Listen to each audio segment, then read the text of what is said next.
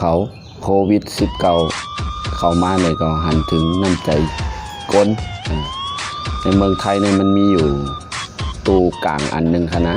เป็นว่าไทยมีเหลือกินเหลือตื้อเหลือใจเนี่ยก็เอามาแบ่งปันกันเนี่ยเป็นจึงหือเขาขาดอะไรเฮ็ดคิดเลยเอามาปันพี่น้องหันถึงน้ำใจก้นผ่านมีเนี่ยพอถึงเข้าตุกค่าอยากผืดมาเนี่ยอันนี้เป็นเมลหนึ่งอันในเมืองไทยมีให้เฮาหันก้นหนังกันพี่น้องไต้ก็มีเจตนาพี่น้องไต้ก็ผ่านมีเนี่ยก็เฮ็ดกุศลก้นไต้เขาเป็นพุทธศาสนาและมีอยู่3เปิง3เมลอันเฮ็ดอยู่ย้ำในเนี่ย1ศีล2ภาวนาแล้วก็3ทานเนี่ยนะทานเนี่ยปองมาแบ่งปันในเด็กฮะเป็นคนมากมีอะไรมีเจตนามีน้ำใจปั่นเปิ้นนั่นขนาดเนาะเหมือนในเอาค่ะเดี๋ยวคลิปในมาเฮ็ดปั่นพี่น้องขาหันให้ฮู้ว่าตู้กลางนี่ในพอเฮ็ดไรเมืองไทยเมืองใต้ที่เฮ็ดไรอยู่ว่าเนี่ยเฮามาไปถ่อมตัวเอาค่ะดีกว่าหาจอมตัวนะมาตู้กลางในเป็นจึงหื้อในค่ะเนาะในสุงครับ His name is John เขาไม่ใส่ไว้เหรอ วันนี้ตอนพี่น้องเขามาหอดตีเป็นห้องว่าตู้ปันตั้งเปี่ยวตั้งเซิร์ชเนี่ยเนาะว่าพี่น้องไทยว่าตู้ปันสุกใช่ไหม yes sir มันได้ ตู้ปันสุก มันได้เอาสั่งมา ของ วันนี้ที่ในนะเป็นห้องว่าเป็นตู้ปันสุกในค่ะเนาะเดี๋ยวเอามาปันด้วยกันในค่ะเนาะใครมีสังเนี่ยก็เอามาใส่ที่ใน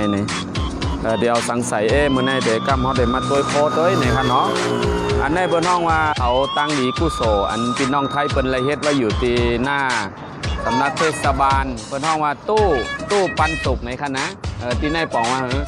ตู้รับและปันน้ำใจตาพี่น้องในเมือง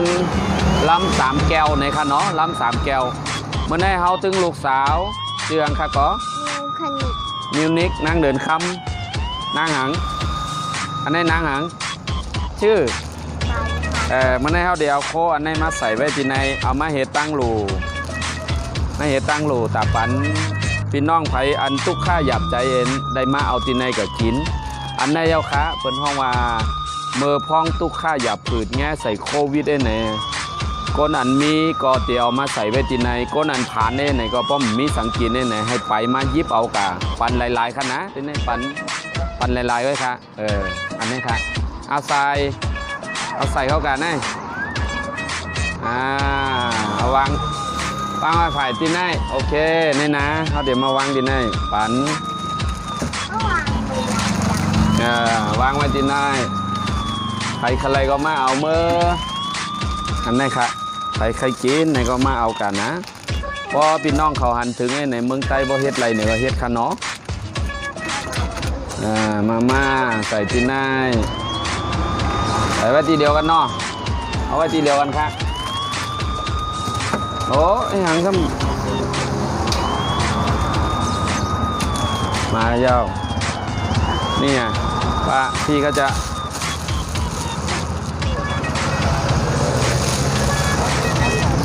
รับไหมป้ารับไหมครับมาม่าเอาไม่รับนะโอเคก็เมื่อในย้อนเอา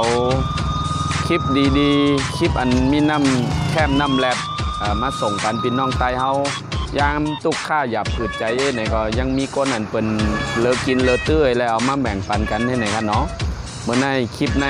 ตั้งใจเดี๋ยวมาส่งปันพี่น้องเฮาให้หู้หันถึงว่าเฮาเป็นเมืองพุทธศาสนาเมืองข้าวตุกข้าหยับผืดได้ไหนจะมีก้นอันเอา